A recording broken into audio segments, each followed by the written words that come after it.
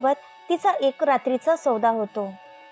आरोही त्याचा चेहरा देखील पाहत नाही, तरी ती संपूर्ण रात्र तिला त्याच्या सहवासात व्यतीत करावी लागते. पण हाच तर नियतीचा खेळ असतो.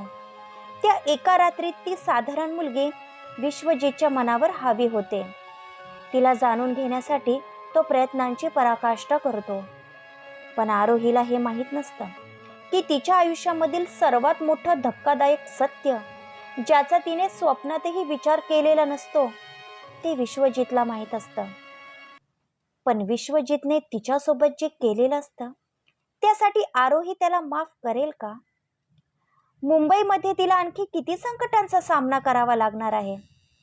आपलं सत्य समजल्यानंतर ती काय रिॲक्ट करेल? का या सर्वांची उत्तरे शोधता शोधता ती स्वतः कुठेतरी हरून जाईल? या सर्व प्रश्नांची उत्तरे अगर तुम्हाला जाणून घ्यायची